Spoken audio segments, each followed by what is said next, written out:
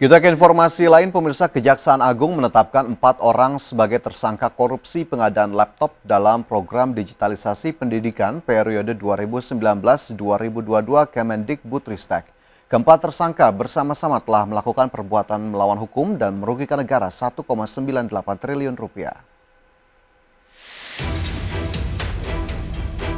Kejaksaan Agung menetapkan 4 orang sebagai tersangka korupsi pengadaan laptop dalam program digitalisasi pendidikan periode 2019-2022 di Kemendikbudristek era Menteri Nadiem Makarim. Keempat tersangka yakni Sri Wayuningsi selaku Direktur Sekolah Dasar Direktorat Jenderal Pendidikan Anak Usia Dini, Pendidikan Dasar dan Pendidikan Menengah 2020-2021, sekaligus sebagai kuasa pengguna anggaran. Mulyatsa selaku Direktur SMP Direktorat Jenderal Pendidikan Anak Usia Dini, Pendidikan Dasar dan Pendidikan Menengah, Juristan selaku Staf Khusus Nadiem, serta Ibrahim Arif, konsultan mantan Mendikbud Nadiem Makarim, periode Maret hingga September 2020. Direktur Penyidikan Jampitsus Kejagung Abdul Qahar menyebut keempat tersangka bersama-sama telah melakukan perbuatan melawan hukum dan merugikan negara 1,98 triliun rupiah. Akibat perbuatan tersebut, negara mengalami kerugian sekitar 1.980 miliar rupiah. Terhadap keempat orang tersebut, berdasarkan alat bukti yang cukup, maka pada malam hari ini penyidik menetapkan yang bersangkutan sebagai tersangka. Dalam kasus ini, penyidik menemukan indikasi adanya pemufakatan jahat melalui pengarahan khusus agar tim teknis membuat kajian pengadaan alat TIK berupa laptop dengan dalih teknologi pendidikan. Melalui kajian tersebut dibuat skenario seolah-olah dibutuhkan penggunaan laptop dengan basis sistem Chrome, yakni Chromebook.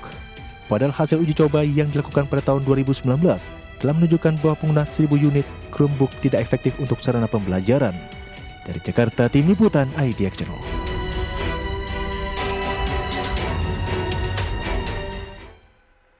Sebelumnya, pemirsa, mantan Mendikbudristek Nadiem Makarim kembali diperiksa selama 9 jam di Kejaksaan Agung pada Selasa pagi. Nadiem sebagai saksi dalam kasus dugaan korupsi pengadaan laptop dengan anggaran 9,9 triliun rupiah.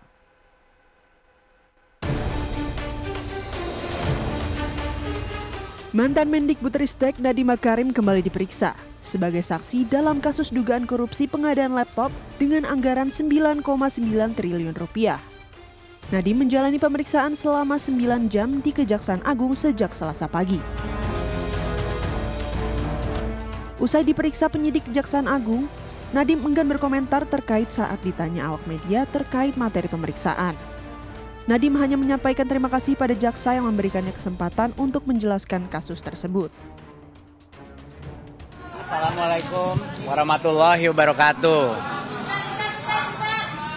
Saya baru saja selesai panggilan kedua saya dan saya ingin berterima kasih sebesar-besarnya kepada pihak kejaksaan karena memberikan saya kesempatan untuk memberikan penerangan terhadap kasus ini.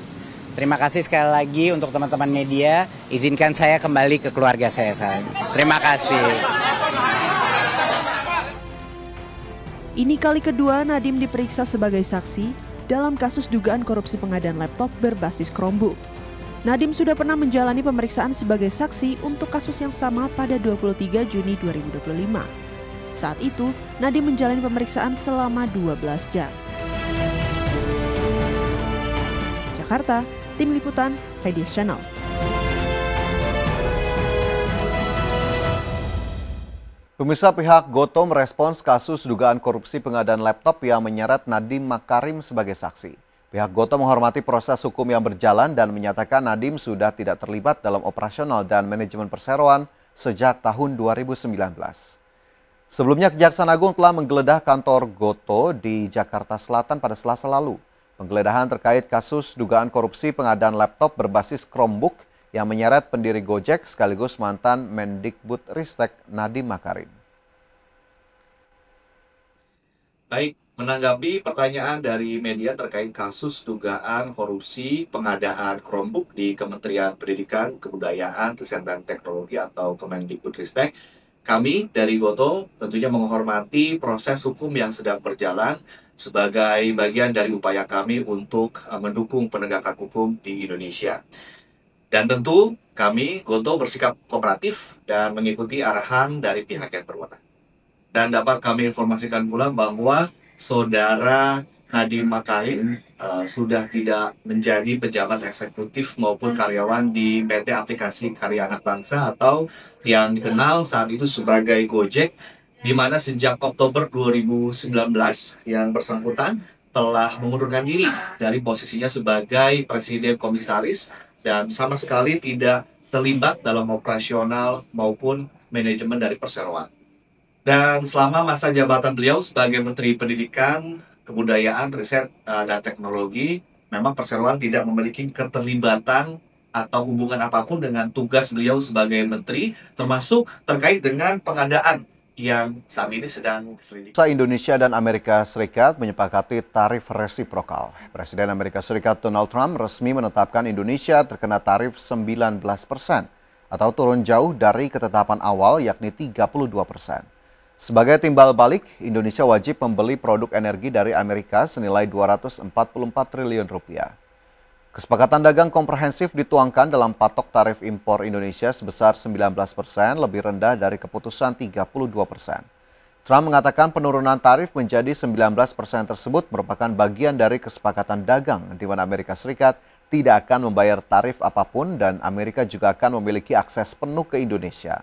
Selain itu, dalam unggahannya di media sosial, Trump juga mengatakan Indonesia telah berkomitmen untuk membeli 50 jet Boeing, serta komitmen membeli energi Amerika senilai 15 miliar dolar Amerika, produk pertanian Amerika senilai 4,5 miliar dolar sebagai bagian dari kesepakatan tersebut.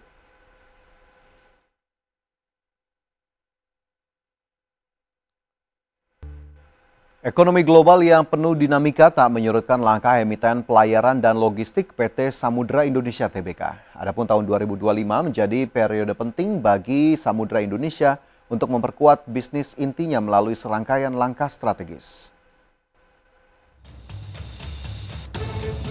Emiten pelayaran PT Samudra Indonesia Tbk atau SMDR bersiap memperluas jaringan bisnisnya di tahun ini, baik melalui aksi akuisisi maupun ekspansi di dalam dan luar negeri.